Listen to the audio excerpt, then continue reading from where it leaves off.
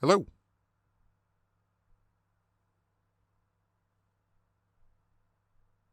And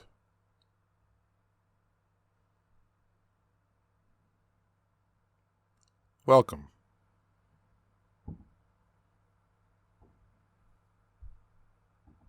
Back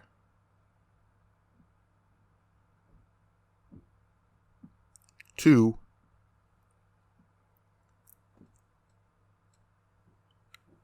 infinite Jeff. The project where I, Jeff, read the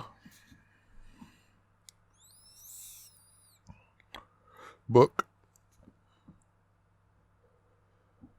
Infinite Jest. One page at a time. One day at a time. And put it on the YouTubes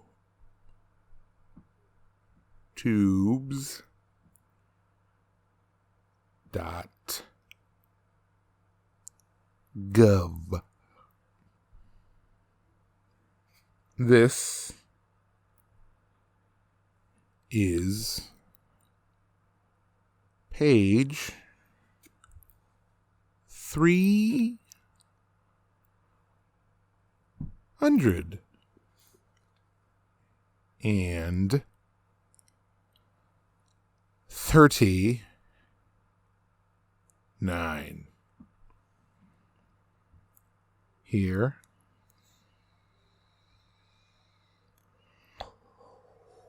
we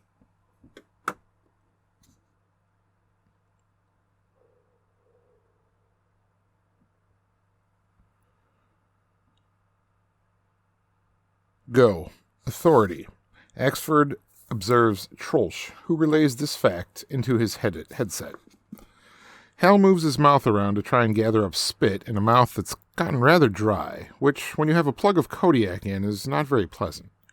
Ann Kittenplan has been suffering from what looks like almost Parkinsonian tremors for the last few minutes, her face writhing, and her mustache almost standing right out straight.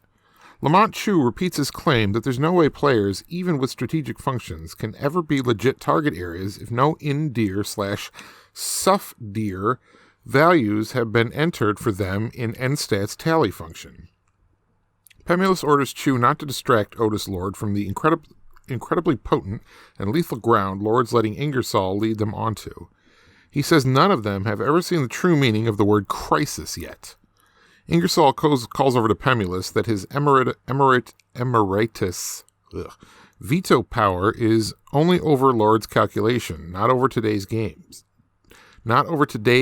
game's God's decision about what's part of the game and what isn't. Damn you, Wallace, and your fucking possessive apostrophes.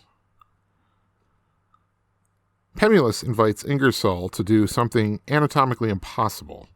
Pemulus asks Lamont Chew and Ann Kittenplan if they're just going to stand there with their thumbs in their bottoms and let Ingersoll eliminate Eschaton's map for keeps for one slimy, cheesy victory in just one day's apocalypse. Kittenplan has been trembling and feeling at the back of her vein-laced head and looking across the Mediterranean at Ingersoll like somebody who knows they'll go to prison for what they want to do. Axford posits certain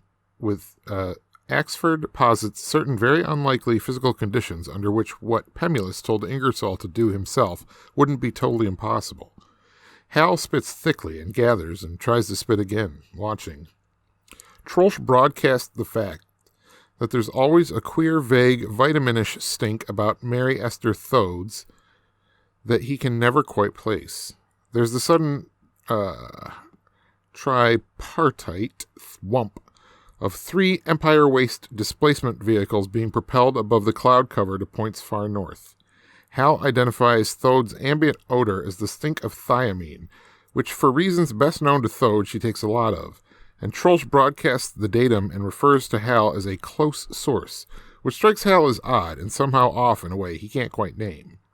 Kittenplan shakes Chew's arm loose and darts over and extracts a warhead from Sovor's portable stockpile and shouts out that, well, okay, then if players can be targets, then in that case, and she fires a real screamer at Ingersoll's head, which Ingersoll barely blocks with his raw signal, and shrieks that Kittenplan can't launch anything at anything because she's been vaporized by a 5-megaton contact burst. Kittenplan tells Ingersoll to write his congressman about it, and over Lamont Chew's pleas for reasoned discussion, takes several more theoretically valuable warheads out of the industrial solvent bucket and gets truly serious about hitting Ingersoll, moving steadily across Nigeria and Chad, causing Ingersoll to run due north across the court's map at impressive speed, abandoning Earlib Sear's ammo bucket and tear-assing up through Siberia crying foul. Lords mewing ineffectually for order, but some of the other... All right, that was page 339. I won't do that thing again. That's got to be annoying. That was like almost 4 minutes, I think. It was a long time, so kudos to you for making it through that silliness at the beginning there. Because you make it to all the gold at the end, baby. That's right. Excuse me.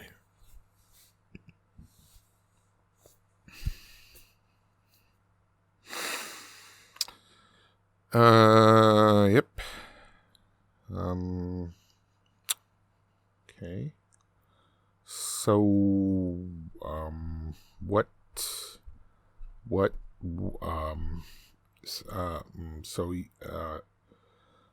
you said you work for, 3M? What, the company that makes, like, Scotch tape and shit? That's, what do you do there? Like, head of tape?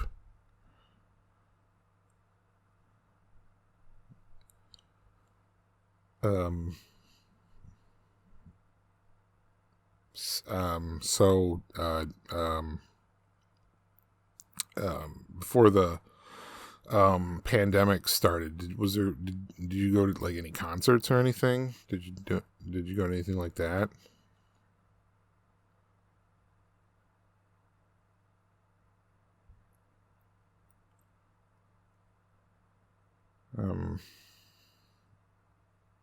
So I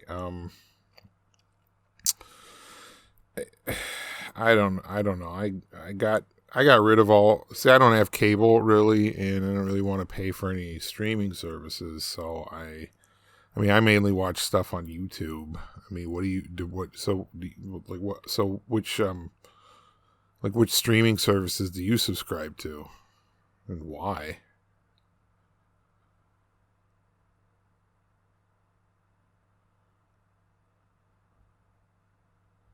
Yeah, I don't. Yeah, I'm not sure if I could. No, I mean, I do read. I like to read. I don't know. I don't know if I'd be hard pressed. If I could name you who my favorite author is. Honestly, I don't know. I mean, I suppose. Murakami's probably in the running. I really like his stuff. Well, I mean, what about you, D? Who's your favorite author then?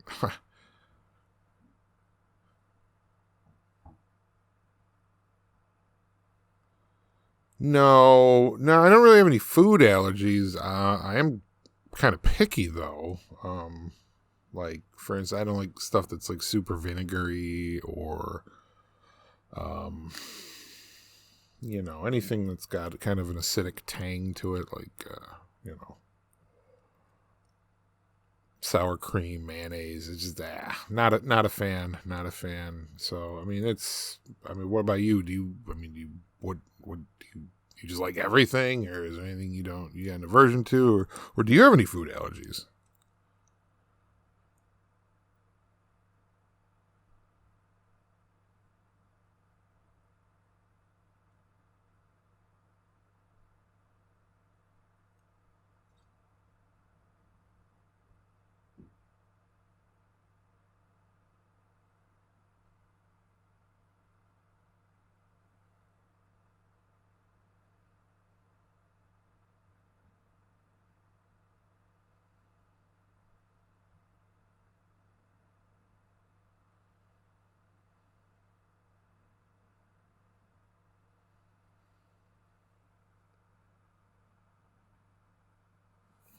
Well, good night.